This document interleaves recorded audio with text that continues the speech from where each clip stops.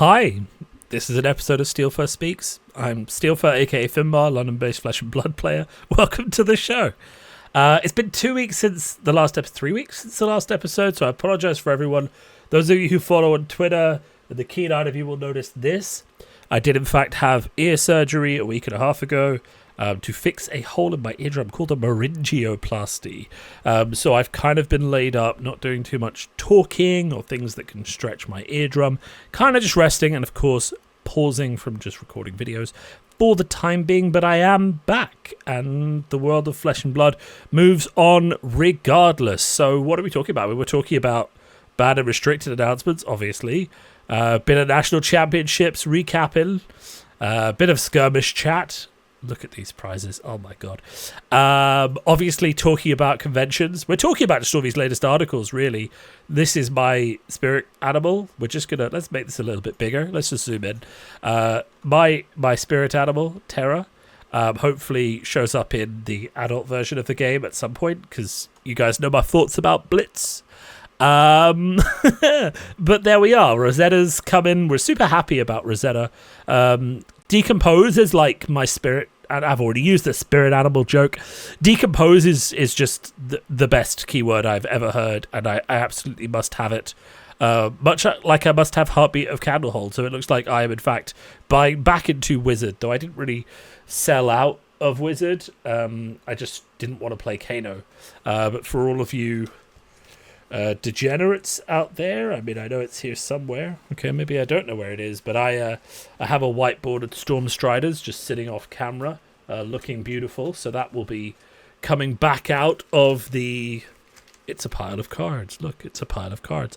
That will be coming back out of the fridge, I imagine, to be used for the new set, which is all very, very exciting. I'm super happy about Rosetta, as you might imagine, as I've kind of said before. This is my vibe. This green and gold are my colours. I am from, ostensibly, from Kerry in the southwest of Ireland. At least my family is, and it's where I spent all of my summers, and very much one of my happy places in the world. And of course the colours of the Irish football team there are green and gold. It is the kingdom and it's gorgeous. I also like autumn colours, so you know I'm just gonna be over here. Lightning can kind of do whatever it wants. I'll be just hanging out on the earth side of things, seeing how that goes. Of course that does mean that I have to sell out of another class, so Assassin or Illusionist might be on the chopping block. Warrior's already gone. But, you know, we're working on it. There's definitely some decisions that need to be made. I can't keep adding classes to my collection. But, you know, Earth definitely needs to come back on board. I can already cover Earth Runeblade. I just have to decide what Earth Wizard looks like. That kind of brings us to skirmishes, because obviously they've got these gorgeous things, and we've got the Blaze coming in. I'm not very happy about Blaze. I'll just put that out there now. The fact that it's been a convention only promo and now it's skirmishes only and is selling for like $150. I have been, since the start of the game, since Crucible and Shiana, just very, very stalwart in my opinion that the cost of entry for a hero should be nothing. In terms of getting the hero card, it should be possible for you to get a hero card and then build whatever jank you want with it. And you might be saying, well, the best Blaze deck costs £300. I don't care about how much it costs to build a good deck. I care about the fact that someone who's at home being like, ooh, Blaze looks kind of fun, I want to mess around with it, has to drop £150 to get that. Now, don't get me wrong, I'm all for promos having value. I'm all for going to an event and not just being completely shafted by the promo you get being worth nothing. I just find I'm very, very sensitive about hero cards specifically having a barrier to entry, because I just feel like with Shiana, there's someone out there who's like, I want to build a budget Shiana deck, but they can't because the hero's not available. The same thing is true of Blaze. So it's good to see it going out in skirmish kits. That means there will be a lot more Blazes available, but I still don't like heroes being the focus of the difficult to get. Judge heroes or whatever. I don't care about those because, you know, UPF, whatever, you know, they're a bit of fun format. But when it comes to Blitz legal heroes, not so happy about it. However, I will say that, you know, it kind of indicate a shift on Blitz. Both this and Terra, and what was the other Blitz hero that I'm thinking of? They said that one of the heroes, Florian, has a different ability in Blitz as well, in Rosetta. Does kind of indicate that LSS is coming more onto our level of what Blitz should be, which is a fun secondary format rather than a main competitive format. Because they're putting out heroes with new abilities and more unique heroes and all that kind of thing. That's what I want Blitz to be, right? Because we talk time and time again as to what I want to happen with Blitz. I think the format needs to be depowered. Majestics, legendaries probably need to come out of it. Maybe you can keep Majestic equipment. But I also just want it to be fun. I want them to bring zany, wacky stuff like New Moon, like heroes with different abilities, all that kind of stuff. Load Blitz with that, pump out a ton of them, make it really fun, give us like new heroes all the time that replace ones that have been living legended, ban a few more cards, get rid of legendaries, get rid of Majestics. It becomes a more powered up version of Commoner, but not so powered, right? Because you want to keep some power in there as well. So don't get rid of everything, but get rid of some, right? And let us keep a decent chunk of it and make Blitz be a depowered but more fun format. These Cold Foil Channel Mount Heroics, I will need 3 of them. So if you win one, just get in touch. I'll try and win some myself before I buy any. But after that, straight onto Card Market, I'm getting 3 of these. I also need these Earth Forms. So but I should be able to get those myself. So Skirmish season, great. It has been made aware to me that like on the map of Skirmish seasons, they've kind of been a bit weird in how like they've given them out. Certainly in the UK. Like, there's kind of like this big gap. Like, so if you don't know the UK very well, like population density is obviously here and here. But there's also like quite a large population density here and in the middle here. So, the fact that there's no skirmish like in this zone is a bit weird. And also like just to pivot to other games, like Star Wars announced their like first qualification series for like their national championships or whatever, and there's no event below like there's one in Cardiff and there's one in Leeds and there's one in like Edinburgh, I think, but there's nothing like along this line. So in your most popularly dense part of it, there's not a single event. And I mean that is partly due to the fact that they made stores have to have 170 be able to host 120 people before they could apply, and I just think none of the shops in London that were that big, aka Darksphere, applied. So that's it really. But there is a big question as to why, if you're the OPE team at Asmodee, you didn't chase Darksphere down to get them to apply, right? Because it's London. You absolutely need a qualifier to happen in the biggest city in the country, right? But Skirmish looks great. I'm really happy about Skirmish. The prizes look fantastic. This is a step up. My issues with Blaze are not my issues with having Cold Foil Blaze as the promo for Skirmish. It's a great way to give out a Cold Foil. If she was available as a non-foil common, even in the expansion slot hero or something like that, you'd not have a single complaint about me from that. Moving on then, National Championships. What can I say? Zen didn't really destroy in the way that he was predicted to. He did well, but he didn't completely destroy. New kind of came out and countered him a lot. But he is still too strong, which is why we had the BNR coming out in between my break, sort of banning the yellow and the blue Bonds of Ancestry. I liked this change. Generally, I think I've already talked about it a bit, but I generally like this change just because it's a small nerf to consistency, but doesn't really make any other changes. I like the changes in Blitz, like Ether Wildfire, Ether Flare, just way too much power. Crowd of Seeds, just way too good. This weapon looks amazing. I mean, any amount of amp is amazing. And of course, it's an instant and a wizard card, so you can play your lightning cards and then respond by giving them amp. It's really cool. We really like that. We're kind of blazing through things now. Like, Zen deserved a ban. National Championships going ahead. Everyone's really excited. The announcement of these first strike decks, I'm a bit lukewarm on. They have to be a very good experience, but new hero. And then is she getting a Blitz deck as well when the actual set comes out? I think there are some valid questions to ask about First Strike. But generally, if these are balanced very well to be like good against each other and other first strike decks, that could be what Fab has been missing, because obviously Dorinthia versus Rhinar was a bit of a miss because of cost. If these are cheap and easy to pick up, then that could be what people have been missing, right?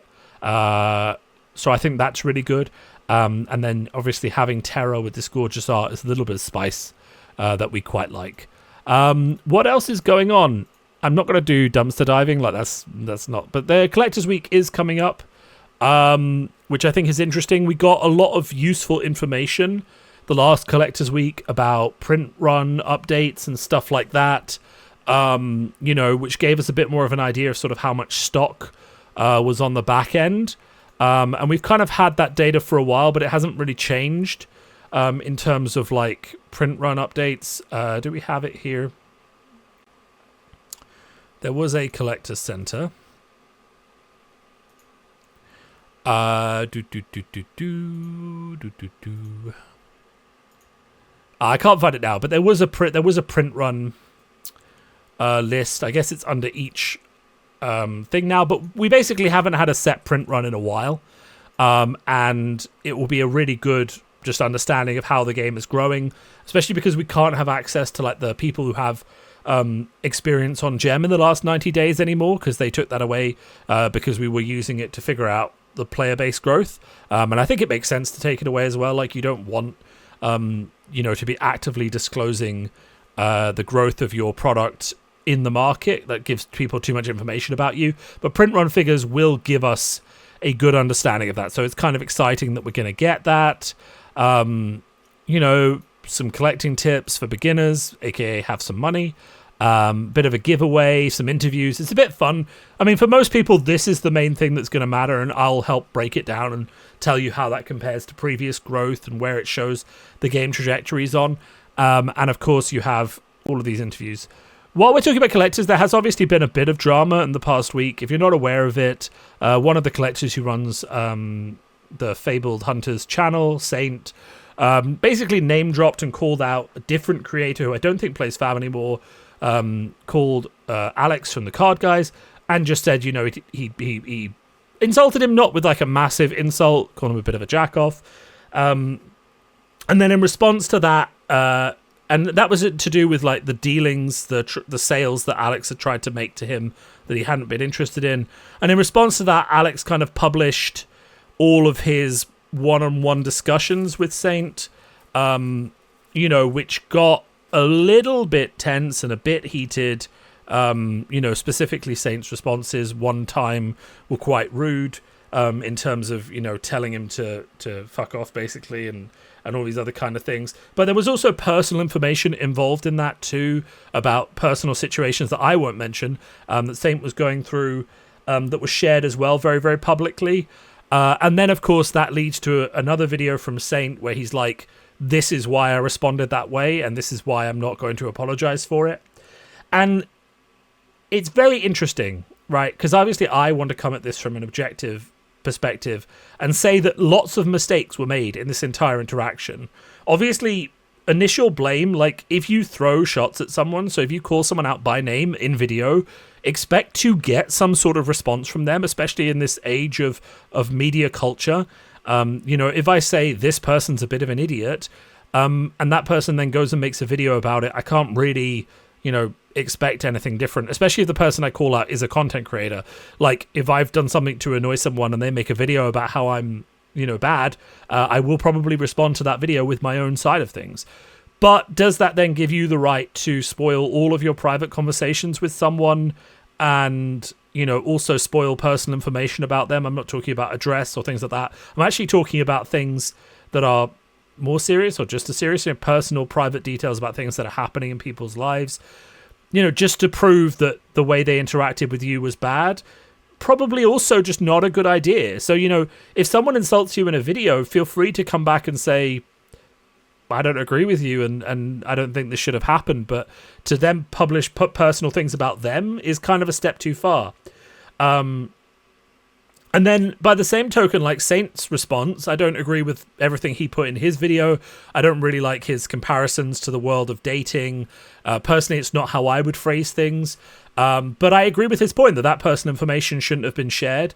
And also I do agree with a lot of his points about the nature and the flow of the interaction between those two people. And I think it's actually an interesting video to watch if you are a casual member of the Flesh and Blood community who is occasionally getting something that is worth selling. Saint's video, his most recent video, is an incredibly interesting video to watch from in terms of learning the perspective of someone who might be trying to buy something from you that's worth a lot of money.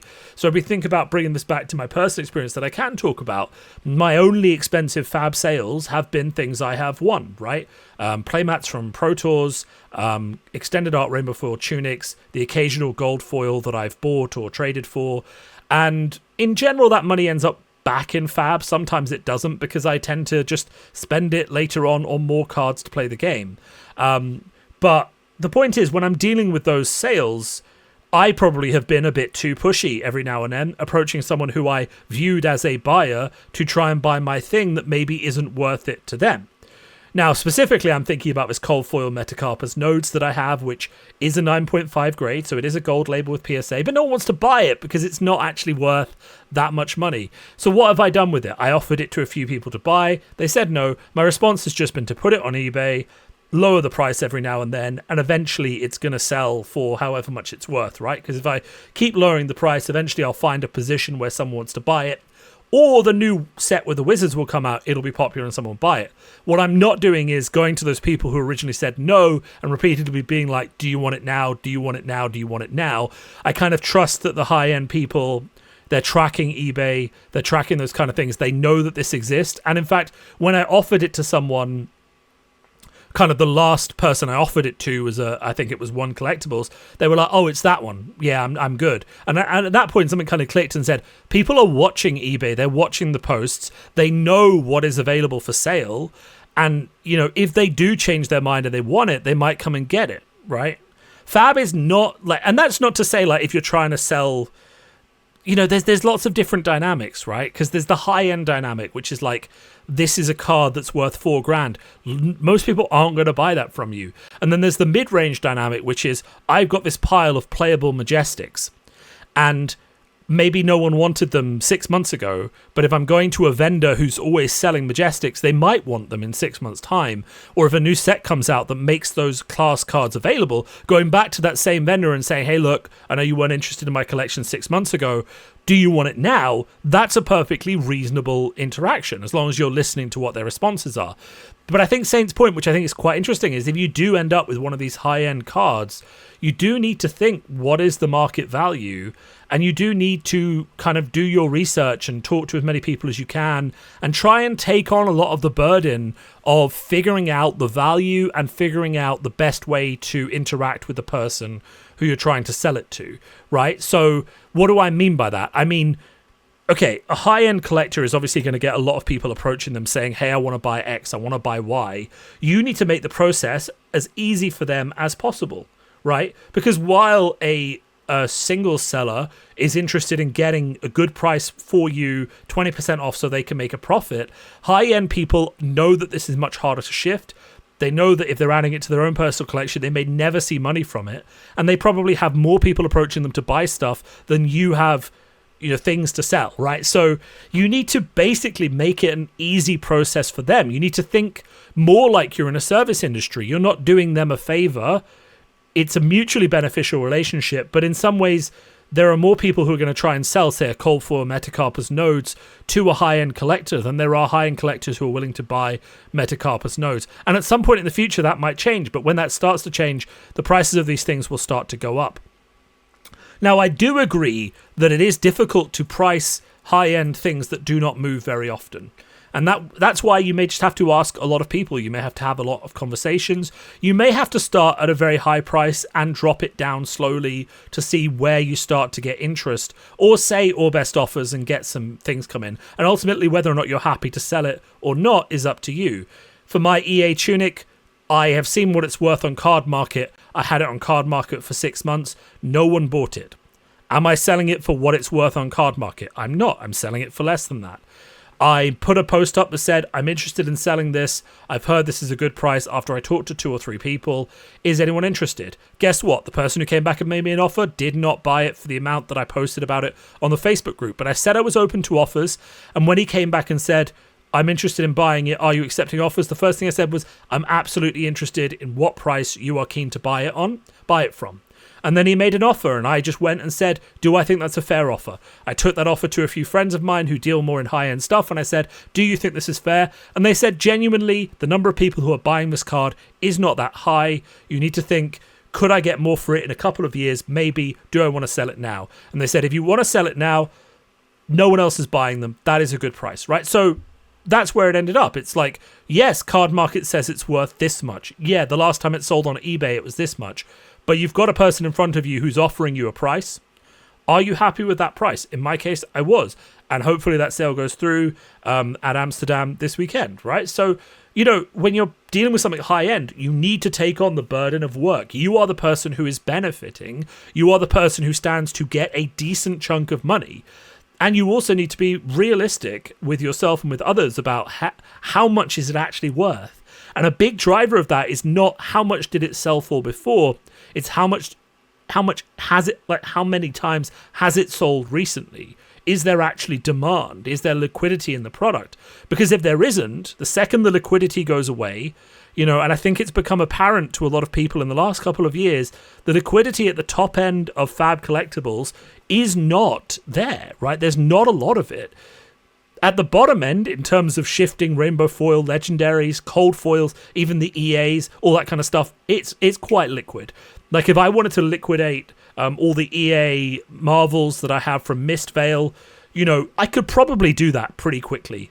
Or if you look at a game like Star Wars that's just come out and is in the middle of its hype cycle, liquidating a showcase £300 Palpatine only took about a month, right? And even then, there was a few price drops because it's quite an expensive card, but it didn't take that long. Liquidating the £70 Vaders that I had, which you need 3 of, very, very playable card, took 3 days. So like, there's your gradient from playable to collectible to high-end collectible. These things move very slowly. The liquidity isn't there. And if you want that money, you have to do the work for it. So we're focusing on that because that's, I think, the most interesting part of Saint's video. And I'm obviously not here to get involved in the drama. I'm looking at it as objective as possible. So you can kind of see the mistakes that happened here. So if you're a content creator or you're in the Fab community and you're thinking, how do I engage with something that's gone wrong? You can obviously talk about negative experiences you've had. Usually it's best to do it in an anonymous way. So you talk about a negative experience you've had as a step back. This happened to me with this one person. These are our learnings from it. If you genuinely feel that someone is like, negatively impacted you and, they are a negative like actor in the community, well, firstly, that's a really strong claim, and you need to make sure you have like a very high level of confidence that that's true. Like, if one of the devs starts insulting you on Discord, message me, we'll work it out. But or something on that level, like if a well-known vendor in the space starts being really mean to you or something like that. Like that's the sort of thing which maybe it is worth doing a review of the service, right? But probably not. It's probably not worth the fallout to you to say these kind of things in that way. Now, obviously, there's a level of some things you just have to talk about, like if someone's sexist or racist or something like that, like people do know, and there is an expose potential there. Or if you're having a negative experience on a professional level, so if you buy from a single seller and it just doesn't go well and they keep giving you excuses and never send the cards, right? That's the sort of thing people need to know. But there's a lot of ways of dealing with this where it's just about respect. Even if you call someone out, like if I had a negative interaction with a seller and I've heard that he's had a load of negative interactions with other people. Like, for example, there was a person who was caught selling fakes in the UK community. And when I talked about that in a video, I did not hold back from saying details about who it was in case people had traded with him, right? But at no point am I talking about that person in a personal way. I'm never talking about what's going on in their life, even if I know about it. Because does that matter, right? Does that matter? So I think the learning from this is be very, very careful with people's names. And if you choose to respond to people, be very, very careful with what you say about the response. Now, some people might say, well, I have to show all the messages or it's not transparent. I disagree with that completely, right? You can, like, within reason, if you're going to do a clapback video to something someone said and you're going to put your conversations with them online, you should show a lot of the conversation, but you should, by all means, delete their personal information. Like, that's how you show respect. It's like if someone's pet has just died, for example, and you're showing, oh, well, look, I need to show these conversations because they've called me out. I need to prove I did nothing wrong, right?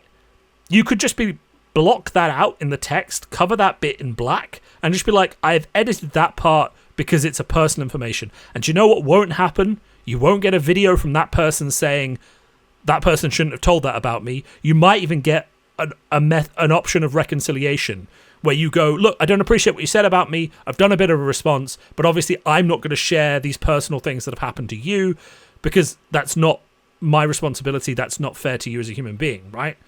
So there's the back and forth. Like, Saint, probably, you know, should you be talking about someone who you've had a negative dealing with, it's better to just let sleeping dogs lie. Otherwise you get this kind of escalation. But, you know, as Saint said in his video, he can say whatever he wants. He just has to deal with the consequences, which is someone responding. But then counteracts to that, if you're making a response video, be selective. Do some editing about personal things. Don't just put everything on the table, especially if it's not yours to share. And then, you know, you're going to get into this back and forth. So I wanted to cover the back and forth because it's kind of the first inter-content creator drama that I've seen. And I think it is a good learning experience for people in the space. I also do think watching the third video, let me bring it. Yeah, so this is called Keeping It Real and Fab Deals. And obviously, like, as I say, I don't agree with everything that gets said in this video or the tone of necessarily all of it. It's not how I would say it. But I'm not Saint. I'm not American. I'm not from where he's from. And he does talk a bit in the video about his lived experience and how that leads him to where he is.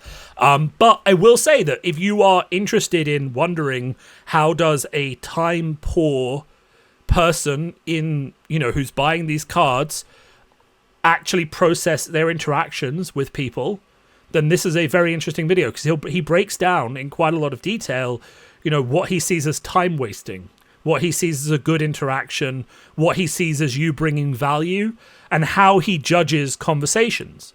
And I'm not saying everyone does it that way, but I think it's a really interesting kind of like lens for you to evaluate what you're bringing to a big trade discussion, right? In terms of how much value you're adding, those kind of things. So I would actually watch it for that value. I think it is a very interesting video. And that is something that Saint has been good at doing. Would I recommend watching the other two videos? Maybe not. The first video is fine. This original one that Saint did, it's not really mostly about the person that he's talking about. He's mostly talking about this thing called the Flesh and Blood Winter, which is basically like a slowing down of liquidity and purchasing of high-end fab collectibles. And that's kind of happened across the market. Which I think is a really interesting video to watch if that's the sort of thing you're interested in. You know, you could, like, if you want to fill in, you could watch the Card Guys video by Alex to kind of just have the full picture. But, I mean, I'm not going to go and recommend that you go and watch someone reading out their entire list of private conversations with someone. Plus, the same video has that all in. So I don't know about that. It depends how much time you want to get to it. But I think there are lessons to be learned, both from this interaction and from what Saint covers in the videos. You know, I think it's worth just covering it. You guys know it happened. I like to talk about these things when they happen without getting too emotive or, you know, necessarily calling it in. I think mistakes have been made on both sides of these things. And I think if you're watching this, it's good to figure out how to avoid those mistakes in the community, especially when you're trying to sell cards a lot. And I think we all do sometimes fall afoul of the persona of people who do buy a lot of cards and think, well, they should buy cards from me, right? But they shouldn't. They're not. There's no entitlement to it there if you're not making it a good experience for them. They ultimately have what you want, which is money. And if you want to get that money, you need to interact with them in an interesting way. So I thought that was interesting. I want to call attention to it because of the positives. I don't want to dwell on it too much. It's going to be an interesting time in Fab. I cannot speak any longer. My ear is starting to just be a bit clicky, so I'm going to drop off. As always, thank you for watching and have a great week, and I will be back to my regular episode next week after my little ear-related break. I'm really looking forward to watching Pro Tour Amsterdam this weekend. I don't think Zen's going to win. I think Kano or Prism is going to win. I could also see someone like Enigma maybe squeaking a win. I don't think it's going to be Nu. I think Nu is going to be attacked a bit by the Prisms and the Enigmas in the space. I think that's just a necessary knock-on of the Zen nerf. Zen could also win, but those are my top 4 picks. So Kano, Prism, Enigma, or Zen. Not Nu, though of course I stand on the precipice of being pleasantly surprised, as I have been many times in this very exciting metagame. Thank you all for listening, and I will speak to you all very soon.